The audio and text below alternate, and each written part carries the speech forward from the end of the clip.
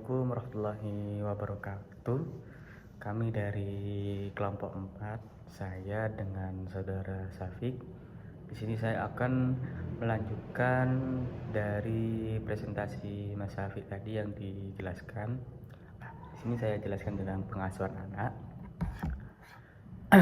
Ada beberapa macam pengasuhan anak. Berikut ini ada beberapa jenis pola asuh anak. Mungkin yang pertama yaitu pola asuh kasih sayang tanpa batas. Usianya mulai dari baru lahir hingga 6 tahun. Dan setelah itu yang kedua, pola asuh disiplin dan tanggung jawab ini mulai dibentuk pada usia 17 sampai dengan 14 tahun. Dan yang ketiga yaitu pola asuh komunikasi secara terbuka dan pendekatan secara persahabatan ini dimulai dari umur 15 sampai umur 21 tahun. Dan yang terakhir yaitu pola asuh mandiri dan harus bertanggung jawab ini usia mulai dari 21 tahun sampai hingga ke atas. Di sini ada ketentuan-ketentuan terkait pengasuhan anak. Yang pertama yaitu memahami karakteristik anak. Yang pertama. Terus yang kedua yaitu memahami gaya pengasuhan dasar. Jadi dasar gaya pengasuhan dasar. Terus yang ketiga yaitu penyesuaian dengan nilai dan keyakinan. Yang keempat, menetapkan tujuannya pengasuhan. Jadi ada tujuan untuk pengasuhan ini apa. Yang kelima yaitu menerapkan komunikasi yang efektif. Jadi menerapkan komunikasi yang baik dan sopan. Yang keenam yaitu fleksibilitas dan pendekatan. Yang ketujuh, konsisten untuk adanya keteladanan. Terus yang terakhir, yang kedelapan yaitu adanya penggunaan metode dalam pengasuhan Islam. Jadi menggunakan metode untuk mengasuh dalam ajaran-ajaran Islam. Terus yang selanjutnya yaitu pengasuhan anak terbaik. Mungkin untuk cara-cara pengasuhan anak terbaik di sini ada 7. Saya jelaskan lagi. Yang pertama yaitu kasih sayang yang konsisten. Jadi harus memberikan kasih sayang yang konsisten terus menerus tanpa ya konsisten gitu. Terus yang kedua yaitu tegas namun mendukung tanpa adanya kekerasan. Terus yang ketiga yaitu komunikasi secara terbuka dan empatik. Jadi harus adanya transparan di antara orang tua dan anak.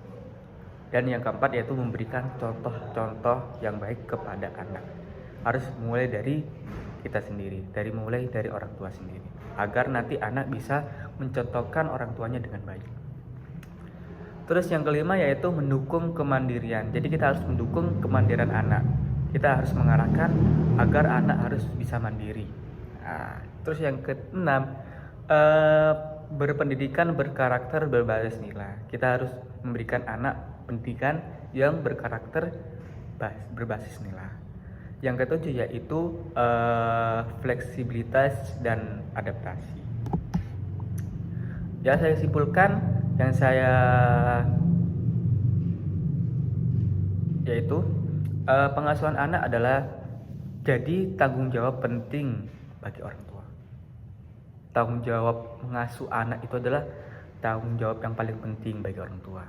Dan kita, sebagai orang tua kita harus membimbing anak kita dengan kasih sayang, keteladanan, dan kedisiplinan agar bisa menjadi pribadi yang mandiri, berkarakter, dan memiliki moral yang baik. Pola asuh yang tepat akan membantu anak berkembang secara emosional, secara sosial, mental, dan keseimbangan. Mungkin dari kelompok 4 itu saja yang kami presentasikan. Terima kasih Bapak. Mungkin itu saja. Jika ada kata salah mohon maaf. Wassalamualaikum warahmatullahi wabarakatuh. Baik, selanjutnya yaitu pengasuhan anak terbaik adalah pola asuh yang mampu mendukung tumbuh kembang anak secara optimal baik dari segi fisik, emosional, sosial, dan maupun spiritual. Pola asuh ini idealnya menggabungkan kasih sayang, disiplin, komunikasi efektif, dan pengajaran nilai-nilai moral sesuai kondisi dan karakter anak. Dalam konteks umum dan Islam, pengasuhan anak terbaik memiliki beberapa ciri utama, yaitu yang pertama, kasih sayang yang konsisten. Orang tua memberikan perhatian dan cinta tanpa syarat, menciptakan rasa aman dan nyaman bagi anak. Yang kedua yaitu tegas namun mendukung. Memberikan batasan dan aturan yang jelas, tapi juga mendukung kebebasan berekspresi anak sesuai tahap usianya. Yang ketiga yaitu komunikasi terbuka dan empatik. Membangun dialog dua arah yang penuh pengertian untuk menguatkan hubungan dan menumbuhkan kepercayaan. Yang keempat yaitu memberi contoh yang baik. Orang tua menjadi perteladan dalam sikap, perilaku, dan nilai-nilai yang diajarkan sehingga anak mampu meniru hal yang positif.